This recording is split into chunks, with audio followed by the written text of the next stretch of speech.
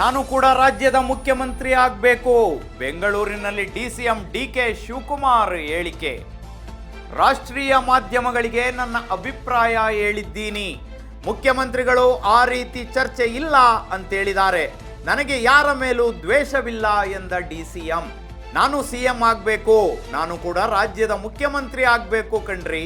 ಬೆಂಗಳೂರಿನಲ್ಲಿ DCM DK Shivakumar ಈ ಮಾತನ್ನು ಹೇಳಿರುವಂಥದ್ದು. ನನ್ನ ಅಭಿಪ್ರಾಯವನ್ನ ರಾಷ್ಟ್ರೀಯ ಮಾಧ್ಯಮಗಳ ಮುಂದೆ ಹೇಳಿದ್ದೀನಿ. ನನ್ನ ಅಭಿಪ್ರಾಯ ಹಂಚ್ಕೊಂಡಿದ್ದೀನಿ ಅಷ್ಟೇ. ಸಿಎಂ ಆ ರೀತಿಯ ಚರ್ಚೆ ಇಲ್ಲ ಅಂತ ಹೇಳಿದ್ದಾರೆ. ನನಗೂ ಕೂಡ ಯಾರ ಮೇಲೂ ದ್ವೇಷವಿಲ್ಲ. ರಾಜಕೀಯದಲ್ಲಿ ಎಲ್ಲರೂ ಸ್ನೇಹಿತರೆ. ಈ ಹಿಂದೆಯೇ ಪರಮೇಶ್ವರ್ ಒಂದು ಹೇಳಿಕೆಯನ್ನ ಕೊಟ್ಟಿದ್ರು. ಆ ಹೇಳಿಕೆಗೆ ಡಿಕೆಶಿ ಪ್ರತಿಕ್ರಿಯೆಯನ್ನ ಕೊಟ್ಟಿದ್ದಾರೆ.